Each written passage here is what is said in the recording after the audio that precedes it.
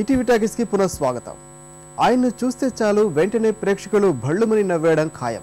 కోలీవుడ్ లో స్థిరపడి ఎన్నో హాస్య చిత్రాల్లో నటించి టాలీవుడ్ లో అడపాదడపా కొన్ని సినిమాల్లో మాత్రమే నటించిన ఆయనంటే తెలుగు ప్రేక్షకులకు మరింత ఇష్టం. ఎన్నో బాధల్ని మునిపంటిన బిగబెట్టి నవ్వుతూ నవ్విస్తూ ప్రేక్షకులకు చేరువైన ఆ కామెడీ కింగ్ నగేష్. తమిళ సినిమా హాస్య చక్రవర్తిగా పేరుగాంచిన నగేష్ వర్ధంతి నేడు.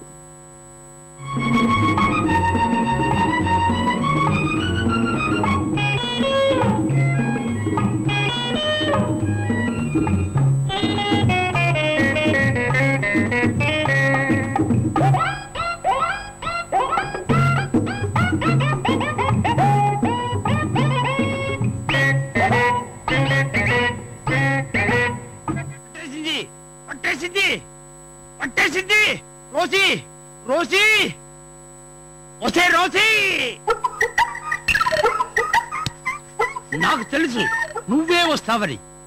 నిన్ను మగ్గబట్టి నా పెళ్ళాన్ని చిట్టొచ్చని దాని పేరు నీకు పెట్టారు. అప్పటి నుంచి ఇదే కన్ఫ్యూషన్. ఆగో, చిటికిన వేలు సీనికేగా వస్తున్నావు.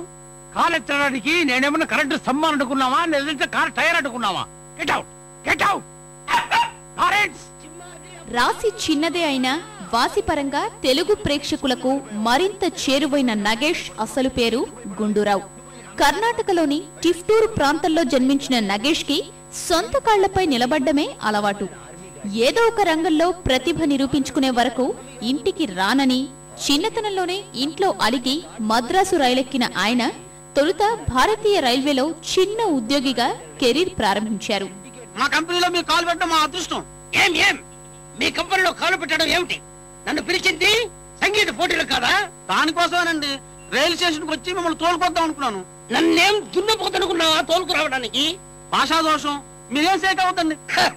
షేక్ దక్షిణ భారతంలో సింహాల్లాంటి విద్వాంసులను చూసే నేను షేక్ అవ్వలేదు. నిన్ను చూసి షేక్ అవుతానా? ముందు లోపల పదండి.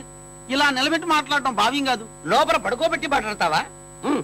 నాటకాలపై ఎనలేని మక్కువతో నగేష్ రంగస్థల నటుడిగా అవతారమెత్తాడు. సంతృప్తినివ్వని ఉద్యోగంలో కొనసాగలేక దాన్ని వదిలేశాడు. సినిమాలకు గేట్వే లాంటి నాటకాల్లో ప్రవేశించిన నగేష్ వీర్ కుమిళి ద్వారా తెరంగేట్రం చేశాడు. అయితే నగేష్ నట జీవితాన్ని మలుపు తిప్పిన చిత్రం మాత్రం సర్వర్ సుందరం. ఈ సినిమాలో కేఆర్ విజయ కథానాయిక.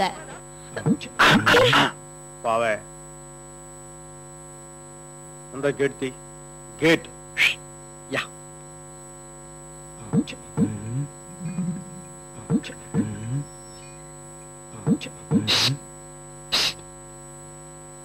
ముఖ్యమైన విషయం అన్నావే, ఏంటి?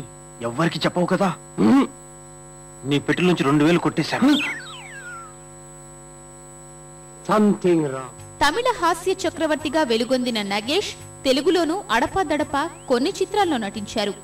ఎన్టీఆర్ నటించిన వేటగాడు, జస్టిస్ చౌదరి, కొండవీటి సింహం లాంటి సినిమాలు నగేష్ కు మంచి పేరు తీసుకొచ్చాయి. ప్రతిరోజు అడవిలో జంతువుల్ని చూసి చూసి అలవాటైపోద్ది కదా, అలా రోడ్డు మీదకి తీసుకెళ్లి కుక్కల్ని గేదెల్ని అన్ని చూపిస్తాను. దానికి ఒక మార్పు ఉంటుంది.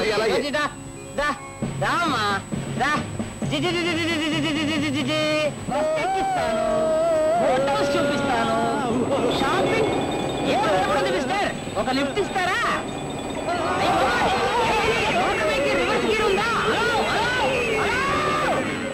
తన హాస్యంతో ప్రేక్షకుల్ని కడుపుబ్బా నవ్వించిన నగేష్ జీవితంలో ఎన్నో కష్టాలు అనుభవించారు. నటుడిగా బాగానే సంపాదించినా దాన్ని నిలబెట్టుకోలేక తీవ్ర ఆర్థిక ఇబ్బందులు ఎదుర్కొన్నారు. అగ్రనటులతో అభిప్రాయ భేదాలు రావడమే నగేష్ ఇబ్బందులకు కారణమని తమిళ చిత్రవర్గాలంటుంటాయి.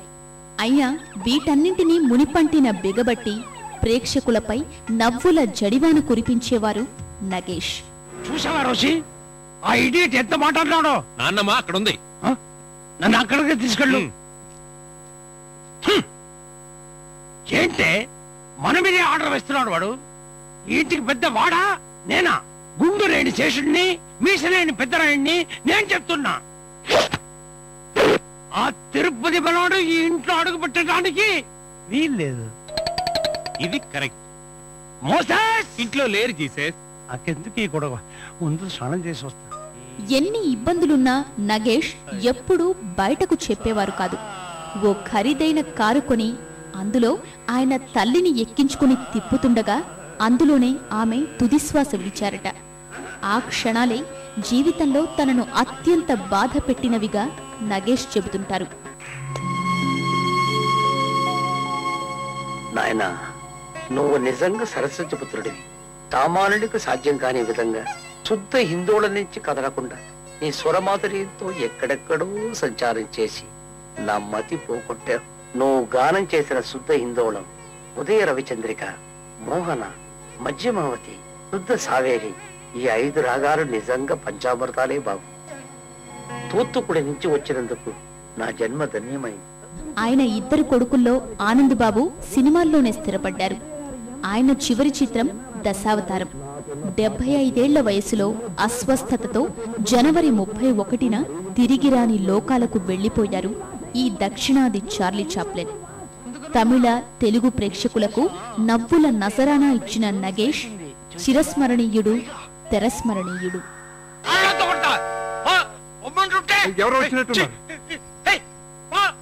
ఏంటాతయ్య బయట నిలబడ్డావు? లోపలికి రా. కావాలని నేనేం రాలేదు.